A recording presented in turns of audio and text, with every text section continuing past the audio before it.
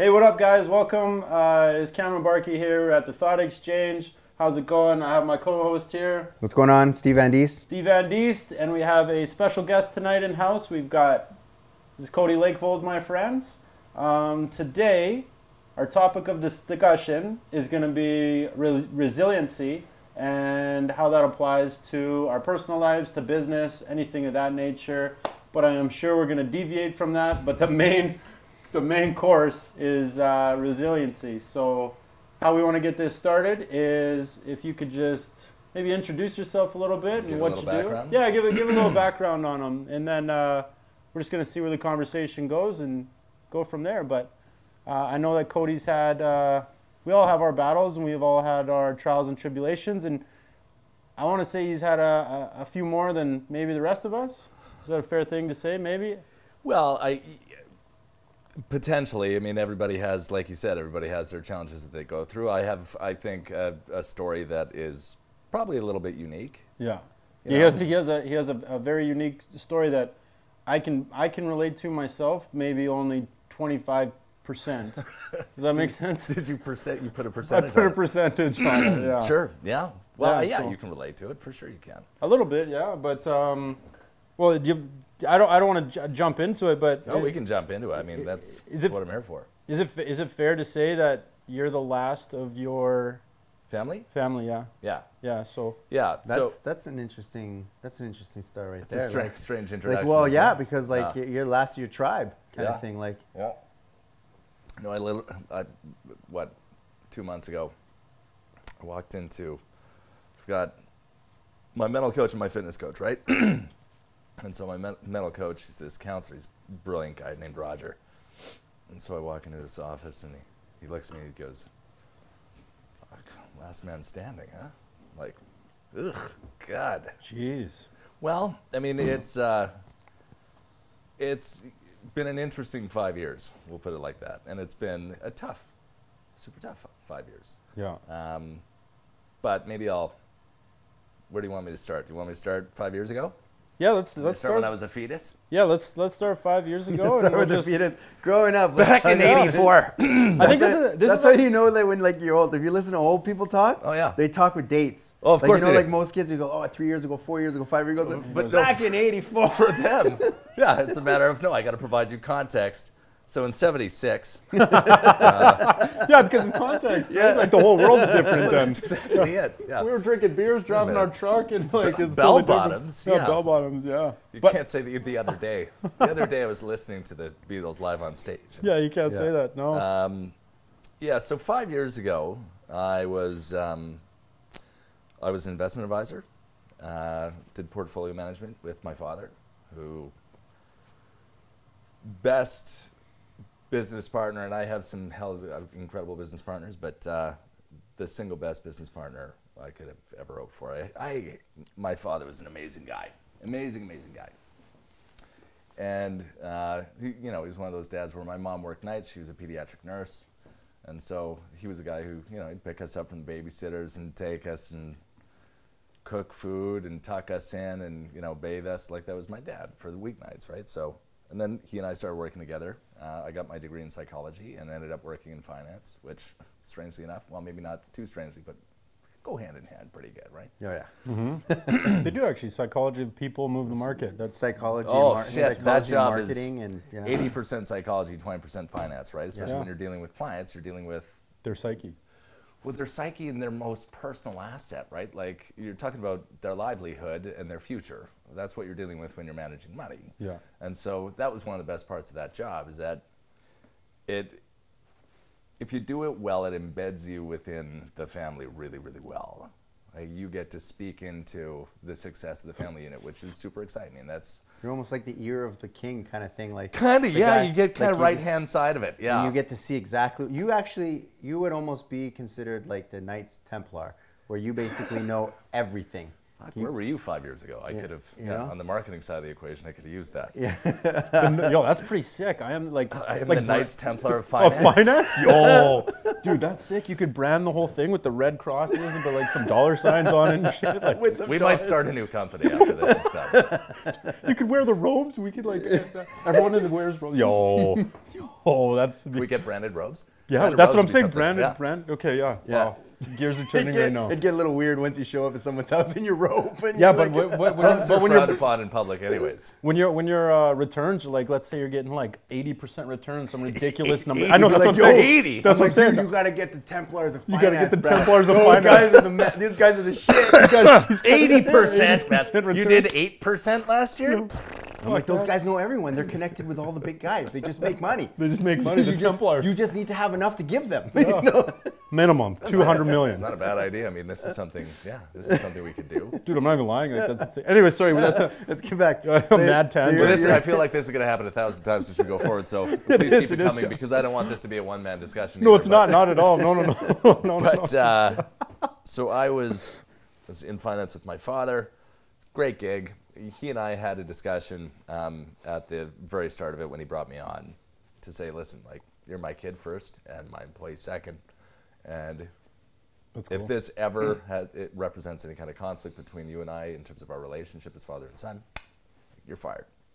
I'll fire you immediately. And thankfully, that was just never the case. Like, he and I worked together amazingly. And, he was a pretty astonishing guy to work with. Just really trustworthy, right? Like, and that's what in terms of partnerships. That's what you want. That's the biggest It's like thing. being I married, think. right? Yeah. It's Like, it's all you want. it's You a want marriage. someone you can trust. That's it. That's all you're looking for. Yeah, exactly. And so he and I worked together in the business for 8 years. 7 years in, he was diagnosed with Parkinson's. And, and we had a lot of shit going on at home. I was married. I had a new kid, my little girl, Adela.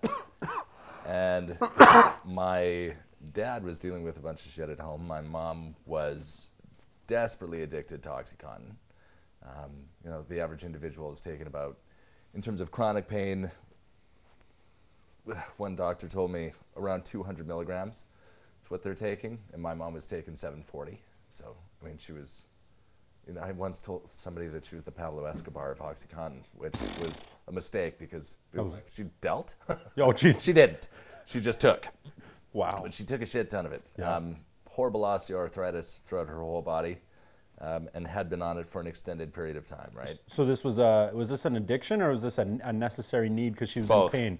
It was a both, hey, yeah. Oh, yeah, and that's how it always starts. Yeah. It always starts as a necessary need. And then, I mean, oxy's oxy. Put somebody on oxy for a month. Try to get them off it. I've talked about this on the show. It happened to me once. I've broken this leg and I've Yeah. had 3 surgeries on it, or 3 or 4 surgeries, Yeah. and it happened to me one time. Really? Yeah. I was drinking cough syrup to go to bed Oh, God. because I ran out of.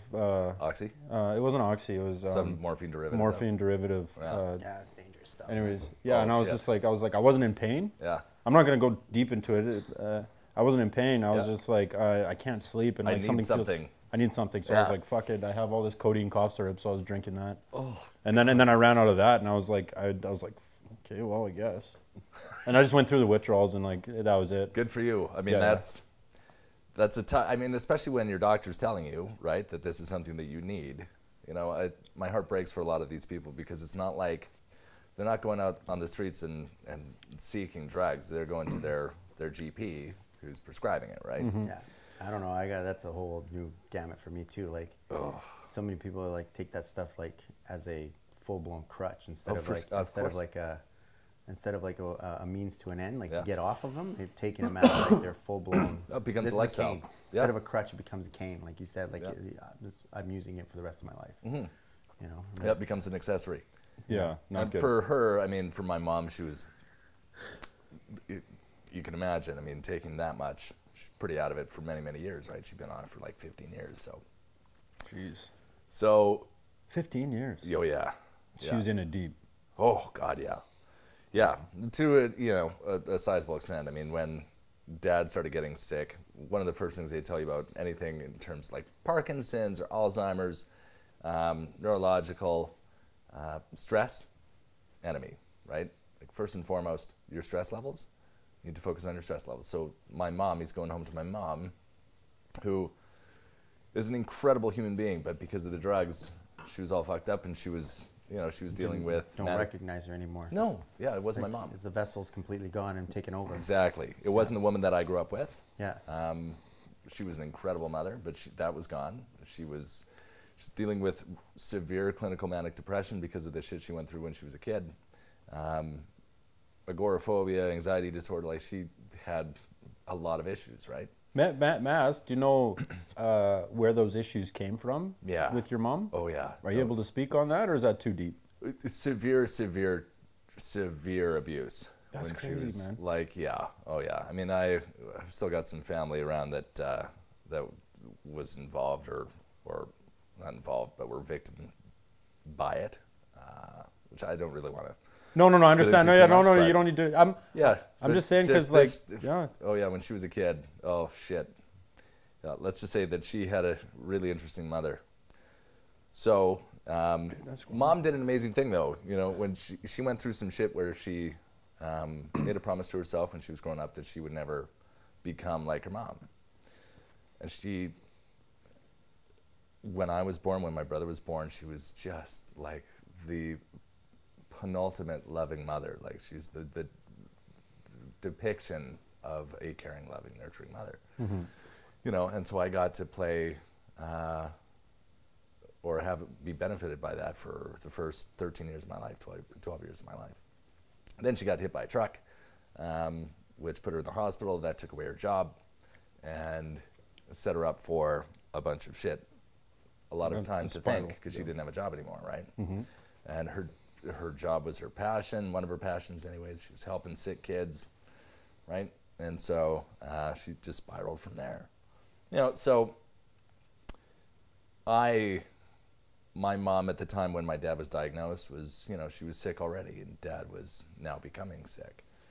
And my brother, who is another, I get to tell people all the time, I'm in a fortunate position where all of my family members at some point in my life, they all got to be my hero. Mm-hmm. And my brother was awesome. Like, he was just this super good looking guy who, very bright, very charming, very generous. Women loved him. Men wanted to be like him. His nickname was Lake Show. Lake Show? Yeah. Jeez. Yeah, 'cause he's going to the show. Yeah. Mine was Squidge. So who's the popular one out of the two? How do you get Squidge? Oh, God, because... It's a thing? Something actually happened? Something happened, you set yourself up. Because when I was relatively rotund, my brother's nickname for me was Squish. Rotund, did you say you were heavy? Like, I was heavy, yeah. I was a heavy kid. Rotund, okay, yeah. So I like that. I was somewhat bulbous. Yeah. He says another big word. We're just in two syllables, but but yeah, I was a heavy kid, and so my brother used to call me Squish or Squishy, which I thought was just great. Yeah, perfect. And then I grew 12 feet in a year and stretched out, and he was like, "Oh, you're gangly like a squid." So he changed it to Squid. And then one fortuitous day, to squid. Yeah, you just slam those two together. Squidge. And I've still got friends of my brothers who come up and they're like, "Hey, Squidge." I'm like, motherfucker, can we let that die? But that's still a thing. They probably think it's like nostalgic, hey, or something. It probably makes some of them don't know my name. Oh, seriously, you're just seriously. Squidge. Some of them are just like, "No, what? Cody, what? Squidge." Squidge. Yeah, that's your name. Who did that happen to? There was a guy that like we figured out his actual name, and I was just like, what? What? Oh, even DKP. Like, remember when we were like, Kevin. I've been calling him Kevin for the longest time because that's how it's spelt on the thing. It's like, it says like Kevin. And he goes, "No, it's Kevin." And I'm just like, "Kevin?" I've been calling this guy. I've been calling this guy. Mispronouncing a syllable for the last 8 years. Yeah, no, it's not spelled like Kevin. It's spelled like almost like Steven, but with like a K. And there's an A in the middle of it. Well, that's his fault. That's not on you. But it's like, if he's listening right now, he's pissed. He's just like, "How do you say heaven?" He goes, "It's spelled like heaven, but with a K." So it's like it's spelled like that. So I'm just like, "Oh man, are you serious?" The whole time I thought it was Kevin. I thought it was Kevin. I thought it was the coolest name ever. Kevin's a great name. It was a great name, and I was just like, "It's a great name." Kevin. He's like, my name's Dave Kevin Pavlik. I was like, Kevin, what the fuck? I was like, Kevin. Your name's Kevin. I've been calling you Dave Kevin for like a year and a half. For years, I've been calling him Kevin. Anyways, sorry, Squidge. Yeah. So that's Squidge. That was my nickname for. I mean, still is to some people. But my brother was awesome. But he went away and played college ball in California. Came back. Oh wow. Yeah. Where at? Talented Merced. Nice. The Blue Devils. Yeah. That's crazy. He's a pitcher. I mean, like also. When I was a kid, like, fuck this guy. You know what I mean? Yeah. Like, I loved him desperately, and he was a hero of mine. But also, at the same time, I'd have to sit and listen to girls be like, yeah, no. Fucking Jesse, right? Like, Jesse, oh, dear God. Whew, holy Moses, like that Jesse. and I'm just hiding behind a corner, trying to suck in my stomach. Like, yeah, Jesse, oof. Oh, but, Cody's got a nice personality. Oh, shit, eh? Oh, my feelings. Yeah. I have feelings. Yeah. So growing up with him was an amazing honor, and he was the kind of guy who he'd invite me to everything, like everything he went to. You good, champ? Yeah. I just thought I was just nervous if I bumped the mute button. No, you're good, man. I'll let you know. Okay, yeah. I'm watching it. Don't worry about it, bro. So we've got a brother who's pretty incredible, and same with a mom and a dad, but they all have their issues. And my brother comes home. Starts working road crew and develops just this horrifying alcohol addiction, like just. Is this after the ball? Like basically his dream is done, and now he's coming home. Yeah, working he's these coming home jobs. and just exactly. He's like, he fuck just it, my life is over. Settles with working road crew and starts drinking. I mean, drinking. You know what I mean? Like, there are people that we know that would definitely be termed alcoholics, but they socialize too fucking much and too fucking hard. You know what I mean? Yeah. Whereas Jesse would sit at home on a Tuesday and drink 240s. Just to himself. Oh, yeah. Yeah, to the point where he'd be, comatose. He was a binge drinker, right? So he'd be comatose for about 2-3 days, and inevitably somebody would show up at his condo because we'd be calling him. If he's not answering back, we start panicking, so we'd go over to his place, and he'd be in a pretty horrific state of disrepair, and so the job would be, okay, pick him up and shower him off and get him somewhere safe. And so we usually... Probably in his mind, he's just thinking, I just like this drink, and then I'm going to sleep. Like, no, I would imagine, like, you just drink if you enjoy a drink. Well, Jesse didn't enjoy a drink. No, he wasn't enjoying it, man. He was sad. His dreams going. He's doing the best. I don't know what it exactly was, to be completely honest. He was trying to numb something. I don't know if you guys have ever read anything by Gabor Mate, In the Realm of Hungry Ghosts. But that guy's probably got the single best book on addiction in terms of understanding the addict's mindset. And Jess was confusing because there were certain aspects that I don't think Jess necessarily knew exactly what was wrong, right? Mm-hmm. But usually there's some kind of cohabitation amongst addiction and mental health issues, right? And so usually an addict is suffering from, you got depression and anxiety and an assortment of things, and what they're doing is trying to self-medicate, right? Mm-hmm. So that's what Jess was doing. Is it going to be fucked up after I pour myself? And so I'm like, so anyways. But Jess was... this looks so bad. It doesn't look great, but at the same time... I know, fucking hell, let's go. Yeah, so Jess was going through his own issues. I'm drinking water for you, Jess. Don't worry about it. Yeah. Boy. So he was going through some pretty nasty shit. And so when Dad got diagnosed... You know, like, we've got a pretty sick family here. Fast forward about a year later, not a ton of resources for Parkinson's. It's getting better here in the town. There's some organizations that are doing some pretty cool stuff in terms of Parkinson's support, Alzheimer's support, and stuff like that. But there's, we're not too great on the mental health side of the equation right now here in Edmonton, but we're working to get significantly better. I'll just give a shout out, since you're talking about neurological disease, to the Neurological Foundation. Crystal Phillips has that Neurological Foundation that's doing stuff for that stuff. So that's awesome. That's interesting. Like, because you're right, there's not very many. MS Society, and then... No, I mean, I've been working with the Mental Health Foundation for coming up on 6 years here. And so we understand the landscape pretty good within the city. Yeah. And it's tough here. I mean, if you're struggling and you need help now, It's going to be a tough thing to find. And now what we're starting to understand with mental health is when somebody says, like, I need help now, you got to consider it like any other kind of injury. An emergency? Like, or fucking now, yeah. Because these guys die waiting, right? Yeah. And I mean, that to a certain extent was the story of my brother. He, well, let's not jump ahead.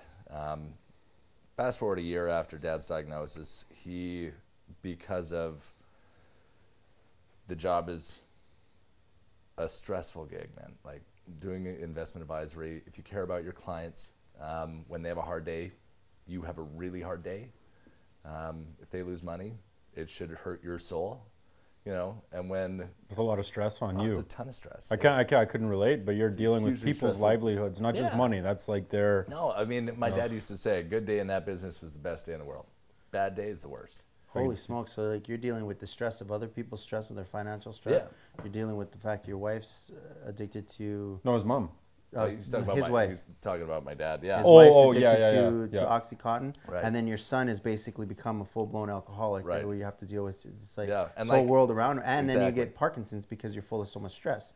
Exactly. I mean, we don't know the origination of the Parkinson's necessarily. What we do know is that obviously stress, not a good thing for it. So he got sick real quick. And then he went in August, took my mom. They always went to, well, we always as a family went to Kelowna for our summer vacation. Him and Mom went out to Kelowna for their vacation, and he put himself in the lake. And that was it. So Dad, I got the phone call at 7 o'clock in the morning from my aunt saying that they found my father's boat floating in the Okanagan without anybody in it. So I hopped on a plane with Jeline, my wife, flew out, searched for the body for 3 days. During that time, my daughter celebrated her first birthday, which sounds horrible, but like little miracles, right? Like Adela, we had the family out there, right? Like we had my brother or my dad's brother and sister, and pretty horrifying time for all of us. We're all staying in this suite at near the Dolphins by the Grand Okanagan there. And, you know, I'm dealing with the cops, and I'm also having to do interviews on CBC radio. And we're combing the lake.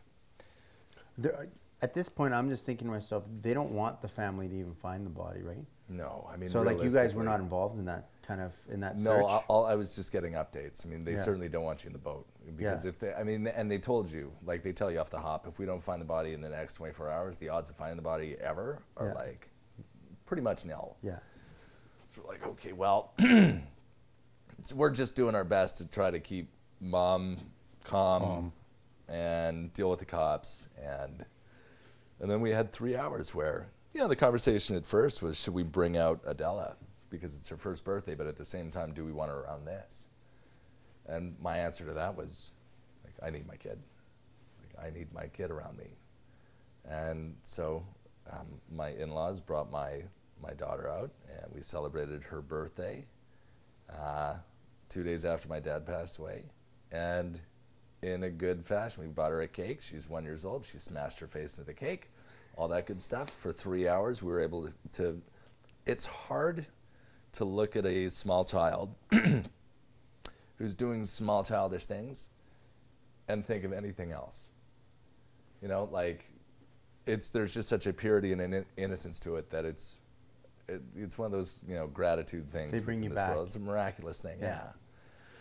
So she gave us 3 hours of reprieve, and then it was back at it. The next day we hopped on a plane, flew back home. I went to work the day after that because my job is, I mean, I've got a book of clients. So now I have to get on the horn and phone everybody. And so, when your dad was going through this at that time, were you taking a lot more of the load at the work as well? Yeah. And running the business and stuff like that. So like you were really. Yeah, I was already more involved than I typically was. I mean, I had become a partner about 4 years after working with my dad. So he and I partnered up, and yeah, I mean, thankfully I was accustomed to the work. So there are no question marks in terms of what does the work look like? There were question marks in terms of how do I manage the rest of the load, right? Because my job typically was business development, whereas his job was management. Portfolio management. Yeah, I'd sit in front of a quote screen all day, right? Trade. So I got back, went to work, and that week sucked. That was a tough week. I mean, you know, having to tell that story over and over again to people is a hard thing to do. I mean, you know, the last thing you really want to do after something like that is really talk about it. Yeah. All the time. Yeah, you want just a break from it, and especially when you have to talk to it in terms of the capital components, the business side of it, instead of kind of playing to the emotional aspect. It makes it difficult. But got through the week, you know, regrouped as best I could, kept running the business, was working solo at that point. And then 10 months later, my brother fell through a plate glass table in my mom's house and severed his arteries and bled out in her basement. And so Mom found him 6 hours after he had died. Then, you know, I got the phone call and went over to the house. And I get to the house, walk in, and man, I don't know who this cop was, and I wish I did. So there's this one cop in St. Albert who's standing at the top of the staircase. And I walked in and he goes, it's like, don't go downstairs. Do not go downstairs. That's my brother. He goes, listen, it's like, I completely understand. I understand that you're probably angry and scared and all that stuff, and all you want to do is see your brother, but you don't want to see him like this. I was like, nah, that's my brother. So kindly get the fuck out of my way. And he did. Now, you know, the little nuggets of advice when it comes to this kind of stuff. Like, that cop knew exactly what he was talking about. So, listen to police officers. Can we have something scroll underneath the screen? Yeah, well, maybe we might put that on there, especially since we were bad mouthing them all. See, now we'll come back around with this one. So what we're going to polish your guys' reputation. We're polish them back up. So, you know, sometimes they have a word of advice. Shit. And they give you advice. Every now and again, yeah, when they, especially advice like that, when you know that some of these guys have probably seen some relatively nasty shit, they probably know what they're talking about, so worthy of listening to them. But went downstairs and said goodbye to my brother. Came back upstairs. Had a moment, grabbed my mom, put her in a car, and then took her home. Went home, tucked her into... And where did you take her? Because that was her house, wasn't it? It was her house, so I took her to my place in Bonnie Doon.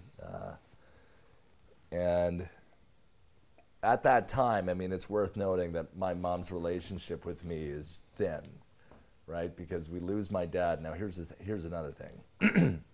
When somebody dies and you cannot find the body, the process that you have to go through is you have to prove to the courts that the individual is actually dead. Yeah. That takes time. It took a shit ton of time for us. It took about 2 years for us to do this. During that time, the estate is frozen. All assets, no cash. You can't touch anything. So remember my mom's state, right? My mom is very ill. Addiction has a tendency to have that flip side of paranoia. That's really fun to deal with. And so at the time, my mom was like, oh, you're stealing from me. Oh, fuck. So her and I are having some relatively severe issues in terms of our relationship. We're going to have to find some jokes here, fellas. Because fuck me. I mean, dude, we've got another 3 hours of this. Yeah. No, it's just crazy. There's a lot of similarities. Like, I'm like, really? Yeah, it's insane. Well, see, I told you, it's not 25%. We're sitting closer to like 53, 54. Well, no, we're just like, it's just wild. That's why I was asking before. I'm like, what happened with why is your mom the exact same way as why my mom acts the way she does is because of abuse from her parents and that's how it gets passed down though, right? Like definitely. Like people don't realize that's like behavior is your paradigm is bred into you from the ages of 1 to 7. So whatever happens to you between the age of 1 to 7, it's so critical between those ages because you're building the neural pathways within your brain. Absolutely. And if you fuck up those neural pathways, and then they stay fucked. They stay fucked, fucked forever until you find them. And Yeah. if you don't know that they're there because they run in the background, it's like having a virus in your computer that you don't know it's there, Right. but it runs a program that's been embedded in your brain you don't know? since from the age of 1 to 7. Yeah. Well, when you got beat as a child, that's how you thought you deal with. Oh yeah, I won't say names. I'll just say, little Billy. You kick little Billy's ass. That's how you. Well, that's your schema for the world, right? Yeah. Is that violence? Yeah, That's part of it. Violence is part of it, and then when little Billy grows up to be a dad, that's how it's just the cycle repeats. Yeah, that's how I got dealt with. I got thrown in a hot shower and blindfolded. And you know, some relatively severe props to mom. She broke it? Holy shit. Now, again, like you got to remember, her on oxy and her off oxy, black and white. And so, you know, the woman that I grew up with was incredible, like an amazing mother. So, but during this time, her brain, she's dealing with the depression side of it. She's dealing with the grief, kinda, of losing my father. But at the same time, she's so stoned that she's not actually dealing with it. She's numb. She's numb. Yeah. So she's struggling with it pretty mightily, and so that's playing into our relationship, and it's ruining our relationship. I'm trying to help, but I'm her wet nurse, and I'm catching some relatively nasty shit now, right? So Jessie dies, and I get mom and bring her back to the house, and she stays with us over the funeral. And then at the same time, thankfully, a month previous, we had bought a condo for her, 4 minutes from our house, because I wanted her close to me, but I didn't want her living with me. Yeah, and you wanted to get rid of that other place. Oh, I wanted to burn that other place to the fucking ground. Yeah. After Jessie died, especially. So we have Jessie's funeral, and I give my second eulogy. And what's the time period between these 10 two? months. 10 months, so it hasn't even broken a year yet. Hasn't even broken a year, yeah. You haven't even processed your dad. You haven't even processed the first one, and you're just like, what just happened? Like, Right, what is exactly. at this point, like, and for me, I would be like, what the fuck is going on? Like, Yeah, exactly. Like, what is happening? Like, it's almost unfathomable at that point. No, it is unfathomable. You just get into a point where you're just like, am I being punked? Like, what is going on? Oh, no, I know. Trust me. I've had those moments where it's like, this isn't real. Wake up, wake up, wake up, wake up, wake up. But real. And so, okay, these things have to be dealt with. I've got to manage mom. I've got to take care of her. I've got to figure out how we're going to keep her alive. But I don't know how I'm going to do it, right? I have no idea. She's got also amazing friends around her that want to help, and she's not accepting help from them. So she's really tough. Then, okay, this is going to sound shitty, but just stick with me for a moment. I get the birthday gift of a lifetime when mom, so 2 days after Jessie's funeral, or a day after the funeral, is my birthday. So this is again another birthday. So This the first is, one, yeah, the it's first like one was both was 2 days before the birthdays. Yeah, pretty much, yeah. I mean, yeah. So the first one was your daughter's birthday 2 days before her birthday, and now this is 2 days before your birthday. Yeah, Jessie died a little bit earlier than that, but we had to, go through the whole embalming thing and all that jazz, and actually, so the lag time between his death and the funeral was a little bit longer, but within a week, so I figure it's my birthday. I'll cry if I want to, so I go to the office and work, right? Because why? What am I going to do? I'm going to sit and Celebrate. Celebrate. Like it's Celebrate it's what? weird, yeah. Yeah. So I go to the office and I get a phone call saying that it's my wife, Jolene. She's like, so your mom is at the U of A hospital. Like, fuck. What? This like what the fuck? Like, are you fucking? She's like, she was stoned. She got on a stool at the bar in her condo, fell asleep, fell off the stool, and destroyed her humerus. So I'm like, well, okay, So I hop into the car and drive out to the U of A hospital, and I walk in, and I forget what these doctors gave her. But because she was so accustomed to morphine, Didn't really matter how, like, they would have given her dangerous levels that would have killed her. Yeah. So like, well, we can't give her morphine, so we got to give her something else. So they gave her some hallucinogen. She's off her shit. Oh, she's tripping balls when I walk in. Like, she is legitimately, yeah, she is. Fentanyl. No, it wasn't. Giving her? No, it wasn't fentanyl. He wouldn't know. He probably wouldn't yeah. know. Because she's so used to oxys and morphine that they're not giving her. They're giving her some more powerful shit. She's got so much morphine running through her system that they can't give her more because they'll kill her. It'll kill her, and yeah. So like, well, They give her like DMT or some stuff like that? something like that, yeah. Yeah. So anyway, so I walk in. Like the next level shit. Like next level DMT, like on a fucking drip or something. Not DMT, but it's like some powerful stuff. I don't even know what the hell. Laughing you guys gas, are maybe? talking about. No. Like legit. She was out there. Oh. Yeah. Yeah, no, she was David Bowie. I Jeez. walked in to see Rocket Man. Holy shit. But anyway, so I walk in and This is wild. I walk in her room and she's looking at me. I'm looking at her. Eyes are fully dilated open. She's like this, and she's like, I just had the best talk with your brother. I'm like, whoa, what did they give you? She's like, I don't know. But I am really high. Also, having talks with your dad and your brother. Like, well, tell them I say hi. And she's like smiling ear to ear. Okay, I haven't seen this woman smile in a year. Maybe longer. Do you believe her at this point? I believe that she's hallucinating. I mean, in terms of the soulful characteristics of, is she actually speaking to the manifestation, spiritual manifestation of my brother? I don't know about that. You don't know, yeah. I'm not. I don't know, man. With my experiences, I wouldn't doubt it. See, that's I wouldn't doubt that she was actually on that other realm. Yeah. Fully with them. Yeah. And And I've had that discussion too, and that wouldn't blow my mind either. I'm okay with that thought. In fact, it quite. Oh, Yeah. well, I mean, Take it easy on the guy, bro. I'm not helping him out here. Yeah, I know, but take it easy on the guy, man. So we are. I love you, Cam. I got you, buddy. This is insane. This is crazy. She's laying there, and she is legitimately happy for the first time, and not happy because she's stoned either. Like, she's stoned, but she's just hallucinating.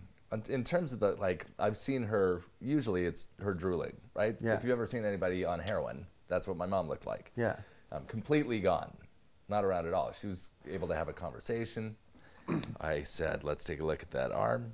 She goes, oh, let's see it. Now, my mom had an artificial shoulder, right? Like, did you break the shoulder? And she goes, yes.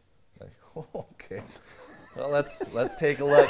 She's feeling good. She's feeling good. Holy shit! I fucked it right up, man. You should see it. You should You see should the see shit. it, man. So I'm like, well, let's crack that a puppy gander, open. Let's take a gander. Wow. Takes It must have been. You must have been kind of like taking. Did in you that play energy, into it? right? Like you were taking. Oh, that, you were had to you play were into Immediately, like- I was happy. You were happy with it. You're just like, this is. Well, you got to remember what I thought I was going to walk into. Yeah, I yeah. thought I was going to walk into her, an emotional broken wreck, Bawling and and another thing everything. broken, Yeah. right? Another reason to put her on more painkillers. And what I walked into was essentially the Joker. So, Holy shit. oh, yeah. So Mom, she's like, oh, look at honey. Joker. Pulls her thing down, and it's just her arm. Remember Gumby? Oh, jeez. My Yeah, I mom, remember that's Gumby. what her arm looked like. It was just like no straight line to be found. It was just contorted. And so Mom's like, pretty bad, right? I'm like,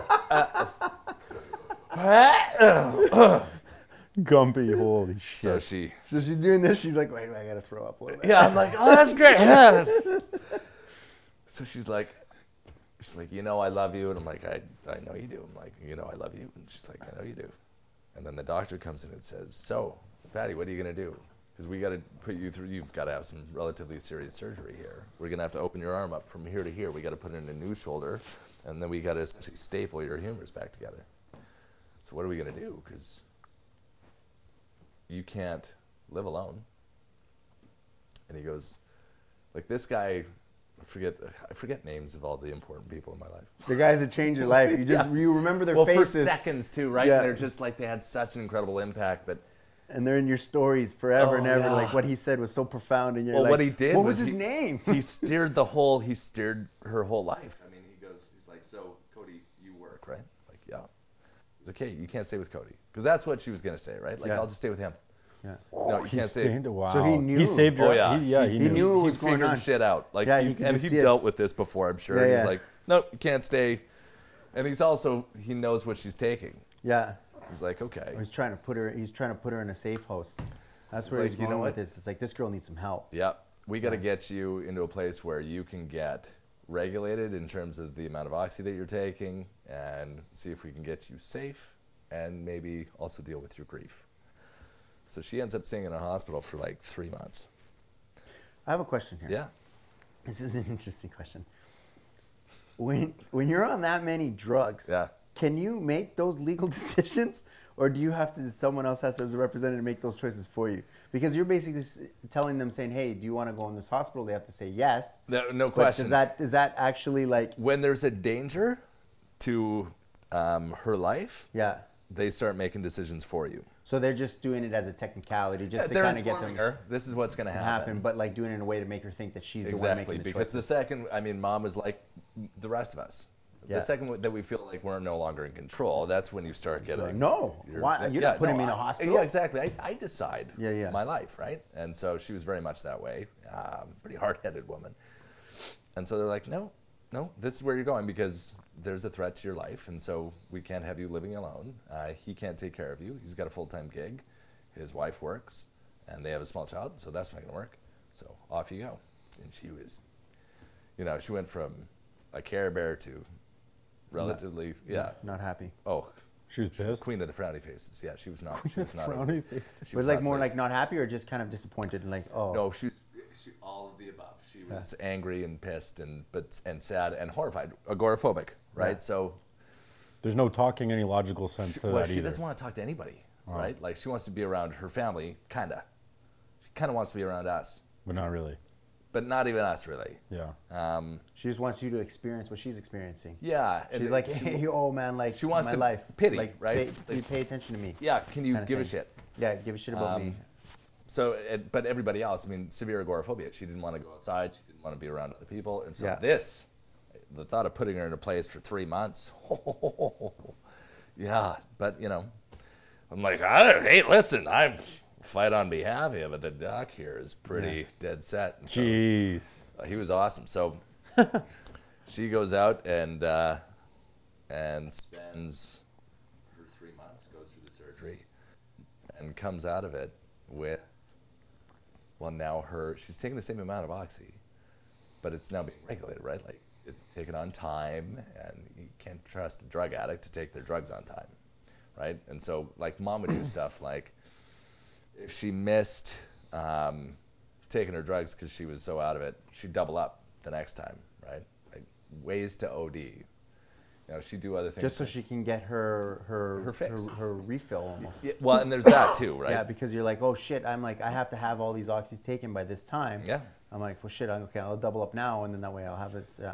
Well, and just the way their minds work, right? Like, oh, I'm really depleted on my oxy intake, so I should probably throw an extra one in there just to get back to normal. But that's not how your body works. No, you want That logically kind of makes sense. Like Sure, it but kind of, but that's not how it works. It's not how it That's works. not how it Ideally, works. you want to weed It's off of it. taking It one wants to get off Advil at 9 a.m. and one Advil at 4, or taking 2 at 4. Yeah. Right? Like the impact on your body, on your liver, is It's harsh. significantly harsher. Yeah, exactly. Yeah. Yeah. They don't know that though. Well, Or they don't think about it. They're not in that. No, they just want, Yeah, I know. So Yeah, yeah. And then they take the 2 and they go, holy shit, that feels great. Well, they don't. I mean, they don't even do that. They just Oh, it's pretty much done. Yeah. Yeah. So, mom goes off to this place, and I start seeing her and spending my lunches with her. Right. So I work in the morning, then I drive out, bring her lunch. We'd sit in the garden. This place was beautiful. I forget the name of it. I should remember it. Fuck. Like It's all good. I It's remember this shit, but an awesome facility, amazing staff, and they forced her to do stuff like talk to patients, talk to other people that were staying there with her, right? So she developed friendships. All these things extraordinarily important, right, in terms of recovery. Mm-hmm. And so her and I started building a relationship for the first time in a long time. I mean, it was before this that her and I always butted heads, and when she was an addict, I mean, and depression plays into this. She was tough, and she could get pretty nasty. And so her and I, we'd get into our share of fights. So now we're starting to understand each other. We're starting to have conversations about, like, what does this look like, this new reality for us? And she comes out of that place with a new lease, at least the foundations for a new lease on life. Now, she's still seeing the same doctor that's been prescribing her her meds, and she's still, taking the same amount. And once we get her back home, she kind of gets back into the groove of where she was. Mm-hmm. And then, a few months after she gets home, now her and our relationship is getting better, but it's still rocky. She falls off her bed, hurts her back. Now she's got to get in to see her GP, but her GP can't see her until like a week and a half. She's in agony. She's got spinal stenosis, right? So her back, in terms of all of her nerves, is all messed up. So we hop in a car and we go out and see the doctor over at my clinic, FH Medical on the south side, which is a miracle establishment, because I can get in to see my doctor right now, and she needs somebody right now. Now, I never would have been able to get her away from her doctor, and I've been begging for a long time, but she was having none of it. She wanted to stay where she was because that's where she was getting her meds, and she didn't want to give up her meds, right? But finally, because of her back injury, we were able to get her in to see my doc. My doc had a conversation with her about, like, listen, you're taking too much of this stuff, and there are other solutions, and Oxy, over a long period of time, doesn't do anything for pain management anymore. So there are methods that we can employ that will make your quality of life significantly better. And so after a number of conversations with my mom and the guys over at FH, Mom agrees, finally. Okay, maybe you're right. Maybe I want my independence back. She hasn't driven in 10 years, mm-hmm. right? Like, maybe I want to be myself again. Mm-hmm. So, fast forward from that conversation, 12 months, so probably a year, but a year and she's clean. So it takes her 12 months. It takes her a year to get off this shit. Pretty close. After being on it for almost 20. Yeah, or 15. Yeah. 15 years. Now, here's my question is because a lot of times it's like, where are you at in during all of this stuff? What was your state? Because this is a lot of shit for you to be taking on. This is where the whole resiliency comes into play. This is what I'm asking. Like, this is the thing. Like, we're talking about a lot of the stuff that's going on, and there's a lot going on right now. So the thing is, I mean, I have, my number one job is to ensure that I have a happy, giggling little girl mm-hmm. at the house who knows that, her father loves her desperately, and that's my number one gig. Mm-hmm. But I've also got this other child who's 60 years old that's living in my life. So for me, I'm still working in the practice. Yeah. Right? Still running the job. I've changed from one bank to another, taken on a new partner, but my capacity to do my job, tanks. Because you really realize what's important in life. Are you like burying yourself in the work, but then your family's pulling you back with so much that you have to, your focus has to come back over here? My focus was I never had time for my focus to be on me. The focus was always, work and daughter, and I've got these two responsibilities that are sizable, and my mom is, constant fear that she's gonna die, and I don't want to be the last one left. Yeah. So I need my mom, like we all need our mothers. And so, I'm dedicating myself to trying to make sure that she's okay. So I'm taking time away from work so that I can drive her around and get her to appointments and all that stuff. But my job is my work suffering. I'm not close to as good as I once was. My desire to, I'm working BD, and my desire to be around a bunch of people and talk about portfolio management at that time, pretty small. Yeah. So it's not really growing. It's more or less just maintaining. Yeah, I'm existing. Exactly. I'm functioning on cruise control to a certain extent. Yeah. Not a ton of intention with anything that I do necessarily, just kind of do your job. Were you doing the trades and talking to the people at the same time? Yeah. Yeah. Now, at this point... Those are two separate jobs. Absolutely. Yeah. Two separate full-time jobs. Yeah, I mean, definitely. And now I know a lot of guys that do it and do it well, but yeah, exactly. I mean, it's a lot of responsibility on both ends. But that's you could do that well if that's the only thing you're focusing on. But when you're dealing with like a whole bunch of distractions on the back end that you're just putting out fires on a regular basis every day, and then trying to raise a child at the same time, like you're just no question, dude.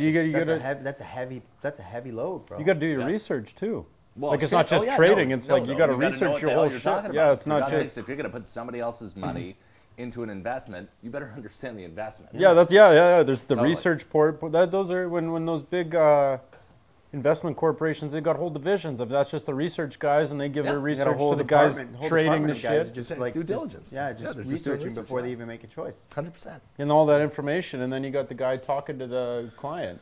Yeah. Now, here's a couple important things that, in terms of things that benefited me. First and foremost, I've got this, like I said, I've got a mental coach, I've got a fitness coach, one for body, one for mind. My fitness coach is a guy that I've been with for 10 years, a guy by the name of Curtis Bills, over at Body Infusion on the North End.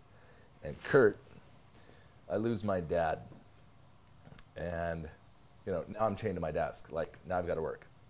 So I'm not going to the gym anymore. Like, I used to go during lunch hour, and I just don't have time. And then after work, the desire to go to the gym isn't overly high. The desire to go and have a drink is pretty high. Yeah.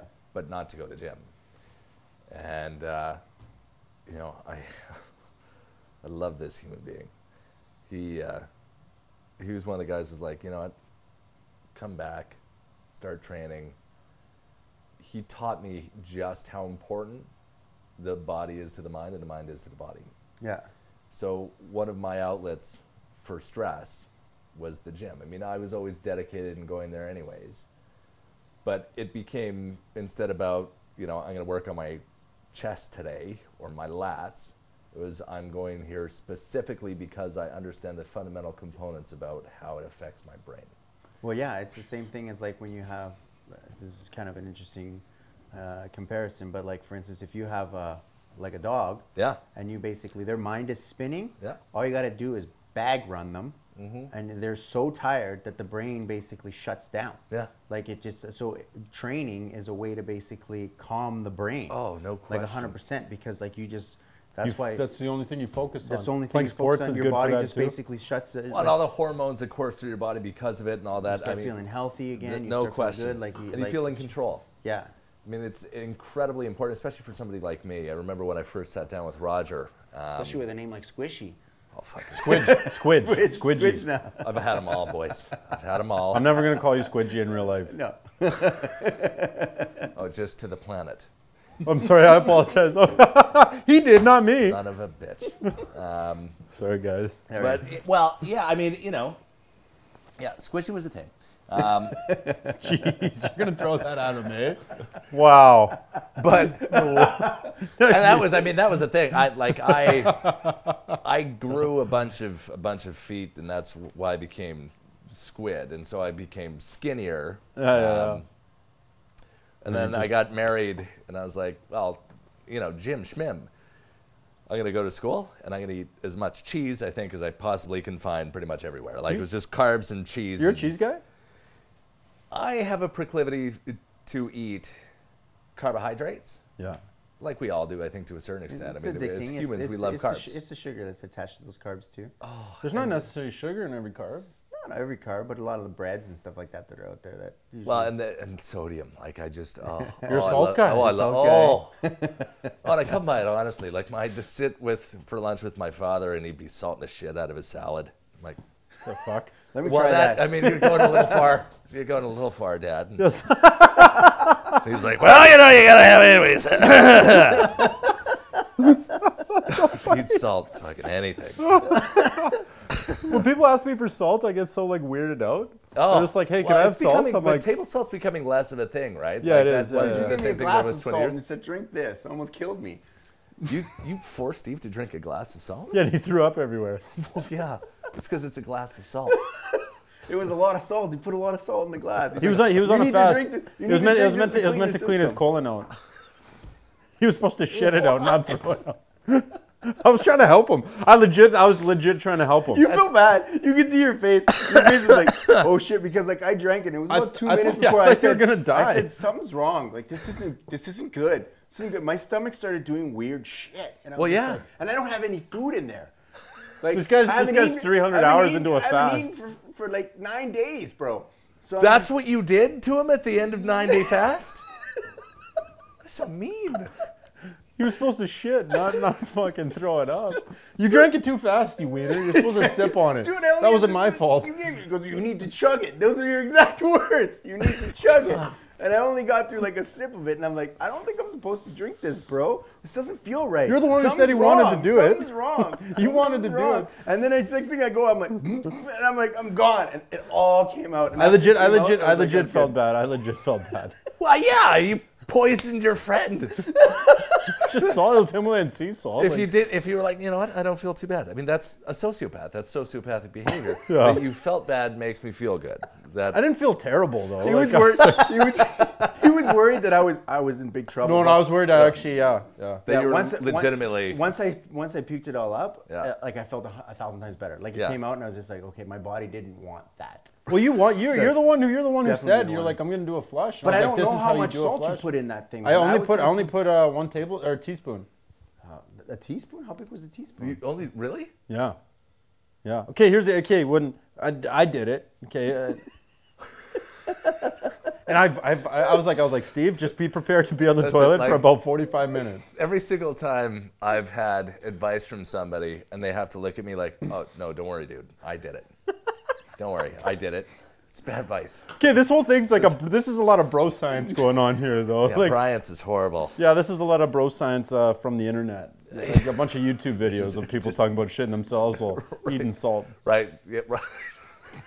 Okay, let's bring it back. Well, when you do the salt flush, you're supposed to. It cleans everything out. Right. Evidently, yeah. Yeah, it does. Yeah. Anyways, so your dad likes sodium, you like salt. And So it was my coach who convinced me that it's incredibly important in terms of dealing with stress, that you get enough time to be active and dedicated towards your body as the temple. Right? Yeah. So I started doing that more and realizing the benefits of it. Now, remember, like I'm working in a haze. I'm working an incredibly stressful job in a partnership that I'm finding pretty difficult, in a job that I'm loving less and less. And in that job, my dad used to say, if you're not 110% in this position, when you're managing somebody's livelihood, you're out. Like, you need to leave. That's not a job that you can just do for the money because the paycheck's good. And the paycheck's good. You get paid well for it. But you have got to love that job to do it well. Yeah. You have to. That's one of the few. Yeah, I mean, yeah. I yeah. think to a certain extent, I mean, if you want to master anything, You have to love it. you have to love it. But you can get by You can get by. in other ones, but that one you can't Well, bullshit your way I've through seen it. some people squeak by in that position before too, that they didn't love it, but I know they love the paycheck. That doesn't last though. You'll Yeah, get caught. That'll catch up. At a point, you just leave it stagnant and it just doesn't grow anymore. I mean, I loved my dad's philosophy because it spoke to how much he gave a shit about The people, client. Yeah, he loved his clients, and rightfully so. I mean, the clients that we had were amazing people. And it's one of the honors of my life that I got to serve them for the time that I did. Mm-hmm. But anyway, so back at the gym, still, probably drinking too much, and not dealing with anything for me. I mean, I'm dealing with my mom and my job and trying to just kind of hold it all together. And then Jolene brings up, we're talking, her and I have a tendency to talk business. Jolene is very business oriented. She's brilliant business mind. And so we're sitting at dinner one night and she goes, I'm starting to see. Is Jolene your wife? Yeah. Okay. She's like, I'm starting to see some pretty significant movement in the corporate health and wellness industry. And I'm like, a bunch of fucking patchouli salesmen? Like, that's really? Like, Your wife, where did she get that data from? Oh, she's just plugged in. Like, She's just plugged in. Like, that's sick. all. She reads business. She talks business. She's a VP at all. It's true though. Like, in the fitness industry, there's so many. They're pushing it because they can get better. Well, there's no question. Better work out of their employees. Right? Well, that's what he. So that's what he does. So that's the kind of. I mean, for me initially. If I had seen one of my organizations that I owned, one of the public companies that we had in our portfolios, if I was seeing that it was lending a ton of its own capital to something as frivolous as a health and wellness initiative, like, bye-bye. Because for me, it showed an irresponsibility to their own capital and to shareholders. Yeah. Which is complete and utter bullshit, but that's the way my mind thought. I mean, my dad was... giving it away? Yeah, what the hell? Like, massages? Yeah. You can get free massages? Like, that can't be a thing. So I came from a very conservative background on that side of the equation. And like, I'm my father's son in a lot of ways. So this guy's doing this tour, and he's going around to Rotary groups. And Jim Gray. And he's coming to my wife's, and my wife says to me, why don't you come and see this guy? Like, what's interesting about this is he runs an organization called Wellness Alberta or Alberta Wellness, one of the two. Alberta Wellness sounds more like Yeah. I think I've heard of that before, one. Alberta Wellness. Yeah, so it's a not-for-profit that focuses on the budgetary issues surrounding a healthy population here. I mean, but before Jim started this, prior to that, Jim was one of the biggest oil barons in Canada. Yeah. Like, this guy's level of success is absolutely bananas, astonishing. Like, he's one of the top tier oil guys in the nation, which makes him one of the top oil guys on the planet. Like, I'd known about him. I had no idea he was doing this. So now my interest is sparked. I'm like, well, okay, we'll go and see him. I mean, he's 86. Like, I'm shocked he's still working. The guy's worth billions. Like, he's worth a shit ton of money. So I go and listen to him talk. And his argument is passionate, and essentially what he's saying is, if we don't get better in terms of our proactive nature surrounding how we take care of ourselves here in this province specifically, forget oil prices. Like, half of our budget provincially is already going to healthcare. It gets significantly worse every year. We'll go bankrupt just because we're unhealthy. He's thinking of it on that capacity. That's where he's coming from. As a threat. Like, this is a threat. He can see things at a different level at that point. Oh, absolutely. I mean, he's looking at things provincially. I've heard of the name Jim Gray before. Yeah, he's a pretty astonishing human being. I just sitting in front of him for the hour or so that I did was special. Yeah.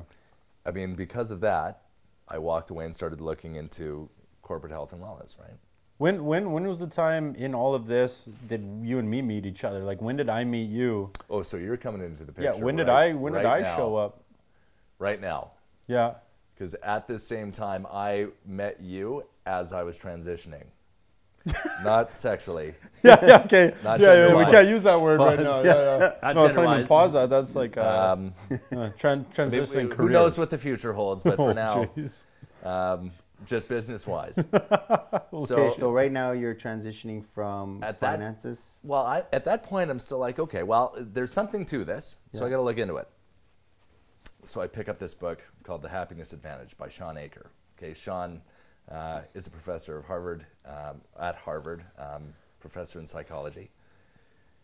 And him and his mentor started a school of psychology called positive psychology that focuses on kind of the outliers in terms of performance output. So why people outperform others. Mm-hmm. How there's a mass group of individuals on a bell curve, and then there's these people up here, right? People that don't follow the line. And he comes down to the notion that it's because they're happy. These people have figured out how to make themselves happy. And so what does that look like? This book is, I read that book in 2 or 3 days. I left my business. What was the name of the book? The Happiness Advantage. The Happiness Advantage.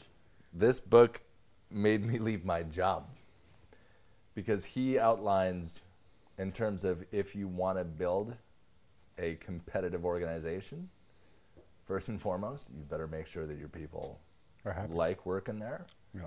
feel supported, and yeah, you play to their happiness. Now, that doesn't mean you go irresponsible with it, but read the book. It's amazing. It's an amazing, amazing book. So, finish the book, figure out what I want to do. That's what I want to do. I don't know what that is. I have no idea, but I know that that's what I want to do. Yeah. It's the first thing that I've been excited about in a long time. Leave investment advisory. My clients transition over to my partner, and I start Holos. And all I know is the name of it. Holos is Greek for holistic. So it's like, okay, well, it's going to be holistic because we're going to focus on the entirety of the individual. We're going to focus on both mind and body. What does that look like? I know gym memberships. And so, I mean, that's where I started, which was like, okay, we're going to develop this program where we can get, corporate gym memberships and all this shit, which, by the way, never works. So you're basically becoming a personal, almost like a personal coach, but like in the sense of saying, like, I'm not going to just teach you, I'm going to take every aspect of your life and change your health, your mind, your financial, I mean, like in a whole thing, full holistic? No, not the financial side. And Yeah. Yeah. You could add that, maybe add could that. add Well, that Knights thing in Templar. The Knights Templar, right? The Templar Finance. That's in the Holos. The Holos Templars. The Templar may find some employment here relatively soon with us because we're having some conversations now because the number one stressor that they're finding in people's lives It's financial. presently is financial literacy. Because people don't know how to. They don't. Well, let's get the it's the one- Templars in it's- here. It's the one. It's the one thing that everyone needs to Exactly. abide by, but Nobody nobody knows. knows how to do it because they don't want you to know. That's right. That's why Nobody- there's professionals in this That's industry, right? because they make the money because they don't want you to know how to do it. Let us do it I for you. used to be one of those. But anyways,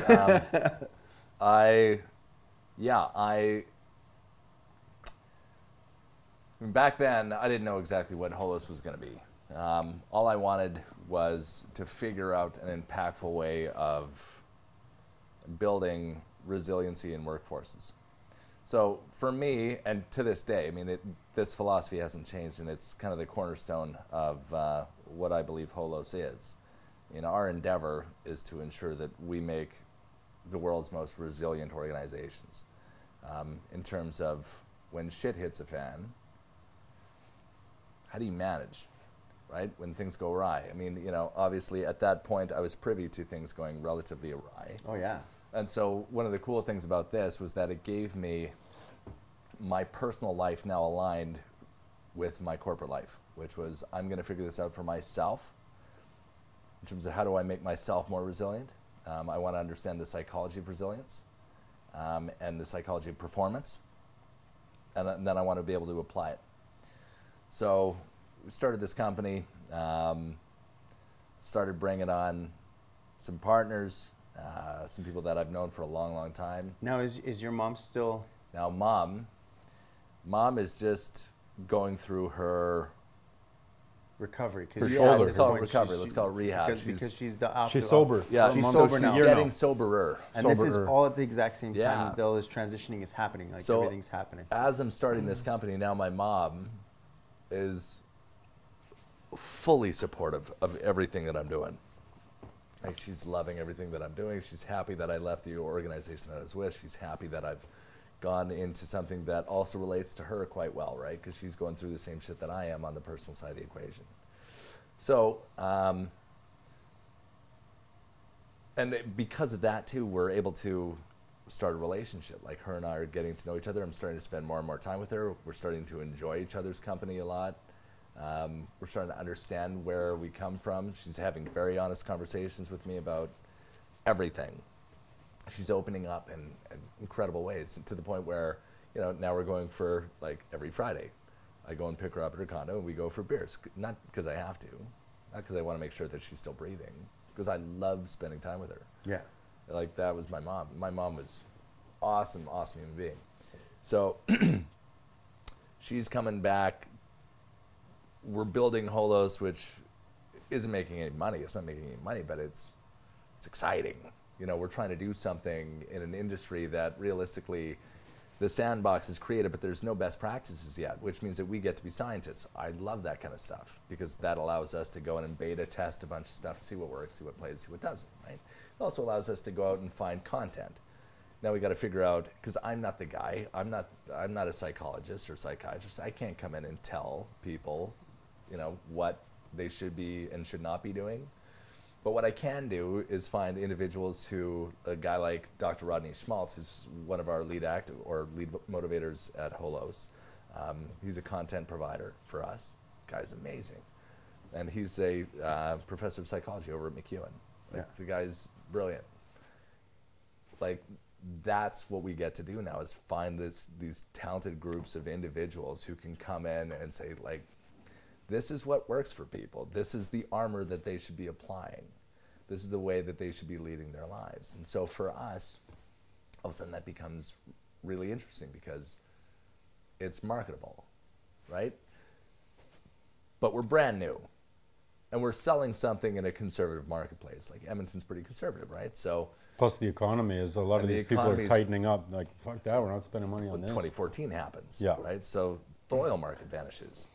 You know, and I was still in the business in 2014, and the conversation was, well, the market's going to come back. You know, we got a downturn here, pretty significant, but at the same time, we didn't realize at that time that this was the new reality. So, yeah, corporate purse strings are tightening significantly, but that's okay. For us, it's a matter of, okay, we're not here to get in front of you today. What we want to build is something that is hugely impactful for you tomorrow, so that when we deploy what we're working on, it does what we profess it will. Mm-hmm. It will better the people's lives that work with you, so that it will make your organization more efficient. More efficient. It's like anything else. I mean, think of it like an army, right? If I'm going to war, I'm going to want the healthiest army possible. Healthiest, most organized, exactly, the most clear-headed. Clear-headed is everything, yeah. right? So what do we implement today that will allow you to have that kind of organization? Boot camp. So we run them through, we have a drill sergeant that goes in, calls them a bunch of, no, we don't do that, but like there's a bunch of this stuff that we can deploy, and there's a bunch of tools that we can provide and information that we can deliver that is hugely beneficial. Now, you have to choose whether or not you use it, of course. I can't force someone. Use it. Yeah, exactly. I think one of the forerunners to this sort of thing was, just as an example, is I think Google head office kind of started, I don't want to say the trend of this, but they... there's a few organizations that, in terms of kickstarting this engine, I mean, Harvard's definitely one. Google is doing some pretty big health and wellness stuff now. Yeah, just how they set their office up with like people sitting on squid balls and like... Google's the problem though, because everybody... I think it might have got blown out of proportion or something. Well, people started looking at Google and their campus and going, well, it's interesting, you know. This is one of the biggest organizations on the planet, and they've got beanbag chairs and sleep pods and stuff like that. What people have to understand, what organizations have to understand, is that it's not the beanbag chair, it's not the sleep pod, it's the culture that allows for the beanbag chair. Yeah, exactly. Yeah. But a lot of organizations go, fuck it, I'm getting the beanbugs. We're going to do table tennis? That's going to be a thing. Nobody plays it, and it just collects dust. Yeah, and they're like, I don't understand.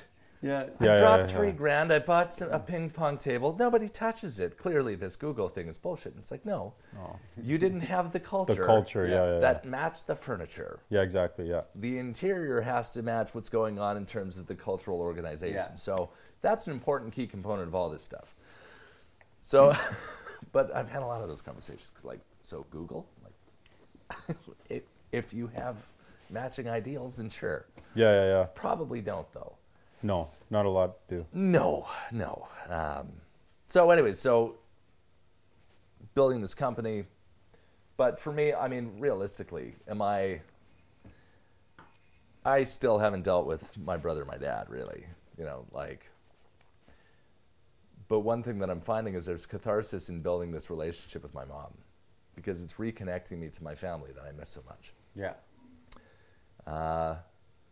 And I'm getting into stuff like, thankfully, I've got close friends. I mean, in terms of resilience, one of the most important aspects of it, one of the key components is always going to be the community that you surround yourself with. And having the right group of individuals, the right kind of friendships, the right kind of support that lift you up, because inevitably you're going to get your ass kicked. It's hard to say when it's going to happen during these kinds of things, but when something traumatic happens, inevitably you have a tendency to fall apart here and there. But having that group of individuals that will surround you and pick you up when you can't stand for yourself. Huge. Invaluable. It's everything. Yeah. It's everything, because without that, I mean, if you have to deal with and go through those waters alone, it gets pretty murky pretty quick. So having somebody who will guide you through it is important. And thankfully, God knows I've had amazing, incredible people walk this path with me. But, so, I'm going through all this stuff, and and I'm getting good advice from my group of friends. And you've met Jared before. Yeah. Yeah. Jared's a good buddy of mine. I'm not going to use his last name because it's going to annoy him that I didn't announce his last name plus his role plus his company. And so there's a lot of Jareds out there. That's exactly what this guy would do on purpose. He's just like, yeah, I'm going to piss this my best friend. Yeah, I'm going to piss him off. I'm not going to promote him. Nope, there's no plugging for him. Let's call him JJ. So JJ. I like that. That's hilarious. Okay, where are we in the story right now? We are... Organization is, so we're about a year ago. A year ago. Yeah. Organization is starting to come into its own. It's starting to figure out what it looks like, starting to get identity. Yeah. I'm reestablishing my connection with my mom. My mom and I are going on vacations with my family, right? Okay. So we're doing stuff like that. We're reconnecting. That's helping. Okay. I've established a good community of individuals who are willing to hold me up. Those individuals are giving me good advice, like, in terms of this kind of stuff, when these things happen, one of the most important things that you can do for yourself is, instead of being hard, people are going to tell you, be brave, yeah, be tough. Bullshit. Don't be any of those. Be as soft as humanly possible, and especially on yourself, because inevitably what comes with this kind of stuff is a relatively severe degree of guilt. Coulda, shoulda, woulda. I should have been able to... the arrogance of when you love somebody. But like for my dad, he's diagnosed with Parkinson's. I said, don't worry, we'll manage it. We're going to figure it out. Parkinson's, how the fuck am I supposed to figure that out? But I love my father, and I'll do whatever I can. Yeah. So I also convinced my dad to take a vacation. That was the vacation that he killed himself on. So. Does that sit with you? Of course, yeah. I promised my brother every day for like 3 years. Don't worry. It'll be fine. Mm-hmm. Yeah. Yeah, you make these promises because your intention is exactly as you stated, right? Like, I'll save them. I'll save them all. But reality kicks into high gear pretty swiftly when shit hits the fan. And so when that happens, you're left with, well, that's a pretty significant failure. What that does to you on a personal side of the equation, for me anyways, I mean, I can't speak to anybody else necessarily, but for me, was, who are you? Like, as a person, as a man, as a father, most importantly, who are you? How are you gonna do any of this? You fucked up, and it cost the lives of 2 people that you loved the most in this world. So how do you go forward? Now, well, you believe you did. That's the thing. It's exactly. Like you didn't really. You have no idea. You can't make those choices. Those choices were not really yours. You absolutely. If your intent's in the right spot, right? In fact, I know, cognitively. I mean, my brain knows that. Of course, it's not my fault. Of course, it's not. This stupid thing here, doesn't want to let that go. Yeah. And so you got to figure out ways to work through it. and massage that out. And that's what, being soft and gentle with yourself. Forgiveness is a thing. And, I've always been relatively forgiving towards others and really unforgiving to myself. That's how I've always been. I think that's how a lot of us are, right? Like, we tend to be the worst kind of individuals to ourselves before we're, that to anybody else. And you have those moments where you ask yourself that question, like, holy shit, I would never say that to somebody. But I say that to myself all the time. Day. Yeah. Yeah. So, well, let's hold it right there. Yeah. Let's stop right there. Let's take a little bit of a break. Sure. Just because we'll take a little break and we're going to pick up from that part of the story. Oh my God. Well, we're getting to the we're getting to the good stuff. We're getting to the present Let's take a break there, and then we'll come back here for part 2 Sounds right awesome.